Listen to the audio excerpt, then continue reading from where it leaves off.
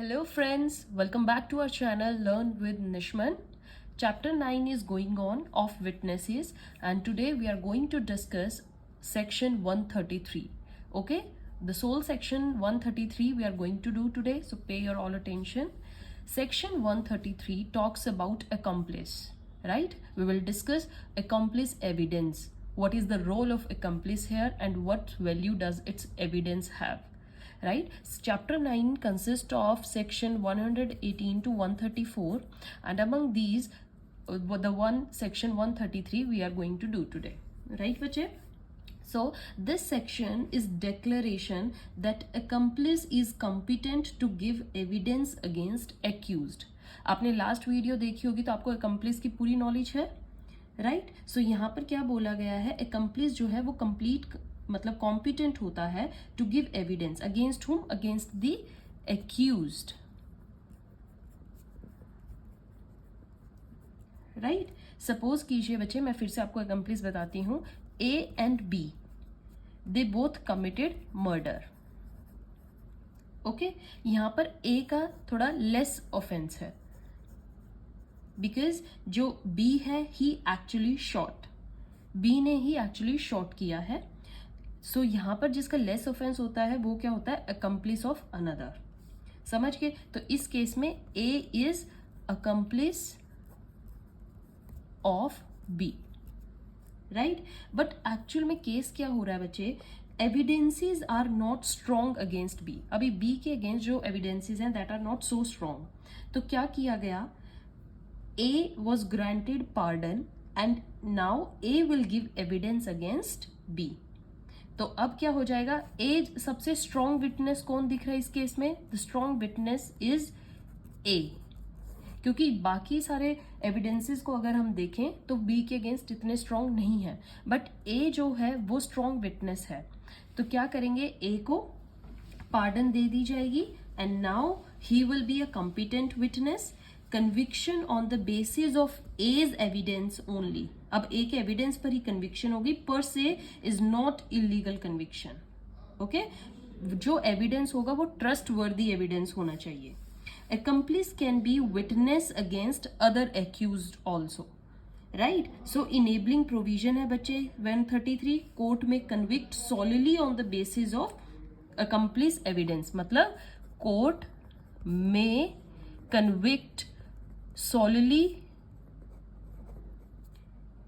on basis of accomplice evidence. तो यहां पर जो वर्ड में यूज किया गया है बच्चे, दिस वर्ड मे वर्ड का रोल क्या है यहाँ पे, may is discretion of court, right? मतलब कोर्ट की यहाँ पर डिस्क्रिशनरी पावर है. It's not compulsory upon court कि अकम्प्लिस की एविडेंस मिलते ही तुरंत वो कन्विक्ट कर ले एक्यूज्ड को. No, it's based upon the discretion of court, right? So 133 doesn't make it mandatory. Again I am saying 133 is not mandatory on court, right? That every conviction shall be based only on the basis of accomplice evidence. That is the discretion power of the court, right? So now what section 133 tells us, who is an accomplice, right? How can a co-accused be made an accomplice, right bache? So let's discuss who is accomplice. Accomplice is the person who has participated in the commission of crime. जैसे यहाँ पर A ने B के साथ crime में participate किया था, okay, with the main accused directly किया हो या indirectly किया हो. If the participation was direct, that is both the person actually were involved in the commission of offense. तो जो डायरेक्ट किया गया होगा बच्चे, डायरेक्ट कमीशन में वहां पर क्या होता है, then they would be called the principals of first degree. उनको क्या बोलेंगे, फर्स्ट डिग्री के principals, where both had actually participated, right? And then if accomplice मतलब ए ने पार्टिसिपेट किया indirectly related to the constructive liability, then he will be called the principal of second degree. Okay, यहां पर वो second degree का accomplice कहलाया जाएगा. यहाँ पर क्या होगा, A committed offense and B was actively participating. So B ने active participate किया, A just committed the offense along with him, right? अब थर्ड केस क्या आता है, if the accomplice had abated the offense, just abated किया है offense, or the otherwise somehow had helped in the commission of offense. abated का मतलब क्या होगा बच्चे, help. Then here यहाँ पर क्या होगा, he will be called accessory before the fact. क्या कहला जाएगा, accessory before the fact, before the fact.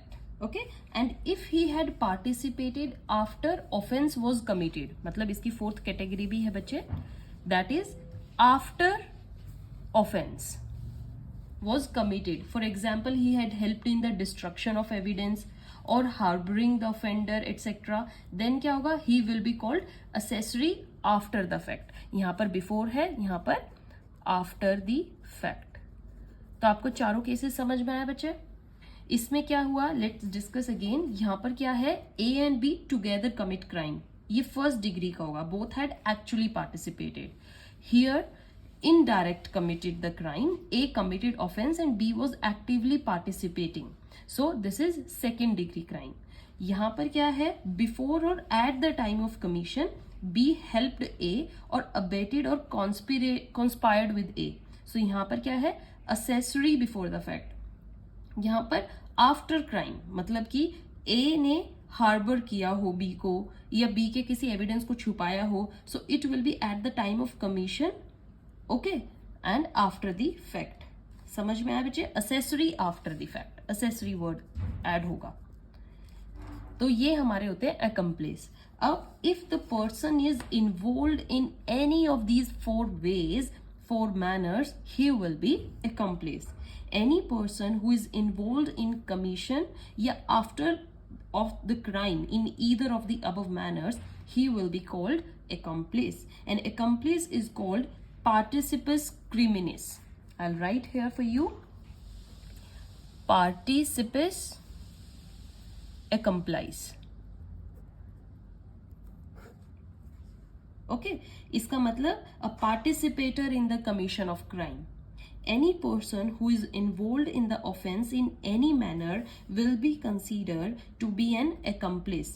The word accomplice has to be given a liberal and wide interpretation.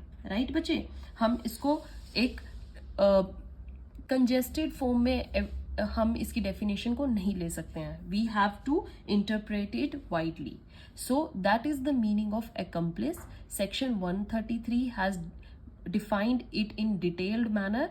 Give it a reading, read examples, go through them, go through case studies, and stay tuned for the next video. I'll discuss with you the next part of section 133 in detail, and then we will read what is the harmony between section 133 and 114.